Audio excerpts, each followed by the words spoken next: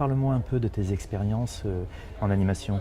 L'animation, en fait, ça a commencé par une aventure qui vient un peu plus de mes engagements extra-professionnels, puisque je suis très engagée dans tout ce qui relève de la lutte contre le racisme et contre les discriminations. Je faisais partie d'une association qui s'appelle Les Indivisibles.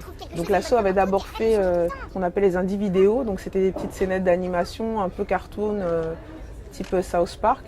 Il y avait une personne qui émettait un préjugé et puis à la fin de l'épisode, sa tête explosait. Pourquoi tu ris pas?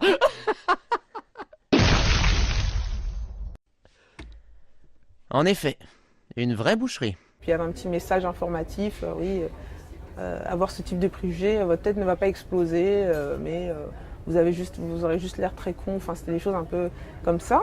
On a finalement, avec ma structure, signé un contrat de coproduction pour aller vers un format de série animée qu'on a appelé Et toi t'es quoi, qui a été retenu par France Télévisions dans le cadre d'un appel à projet qu'ils avaient lancé, qui s'appelait Les Journées de la Création et qui nous a permis de rencontrer l'équipe jeunesse de France Télévisions qui ont bien aimé le projet et qui nous ont retenus pour avancer avec eux dans le cadre d'une convention de développement.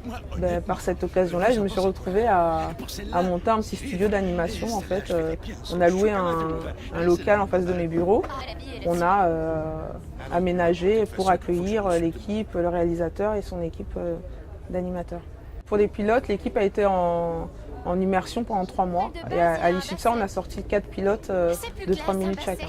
L'animation, la technique qu'on a utilisée, c'était 2D, flash. Non, c'est peut-être un peu agressif. Un antivol.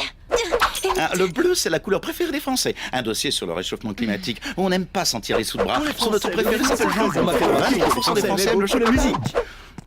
Et finalement, cette aventure de monter comme ça un studio, est-ce que ça s'est bien passé? Est-ce que c'est une aventure que tu referais?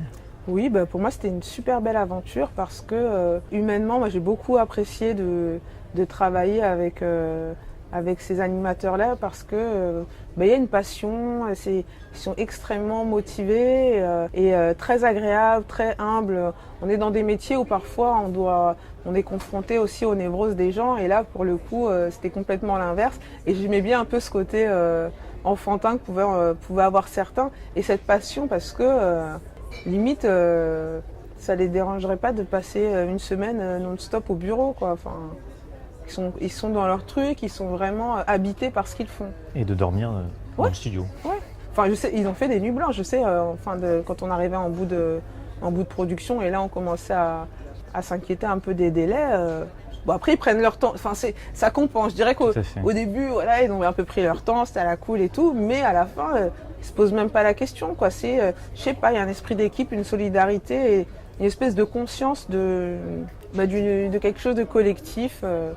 Et ouais, c'était hyper agréable. Je vais revenir juste par rapport à la série.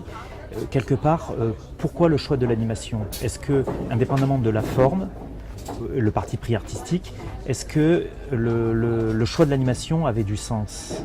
Oui, ça avait du sens parce que c'est un peu ce côté South Park, c'est-à-dire qu'on part avec des codes qui a priori sont enfantins, qu'on va détourner dans le souci de provoquer, d'interpeller, d'amuser. Il n'y a pas de limite dans l'animation. Tout est permis, tout est possible. Moi, s'il y a quelque chose que je regrette un peu, c'est que l'animation est un peu trop cantonnée à la jeunesse. Je pense qu'il y a un public pour ça, d'adultes qui regardent, seraient prêts à regarder des programmes de séries animées. Mais de toute façon, en long métrage, on l'a vu avec la Persépolis, oui. La Valse avec Bachir. On a vu que du coup l'animation... Les triplettes de Belleville. Exactement, ont pu toucher un public adulte et traiter de sujets très forts.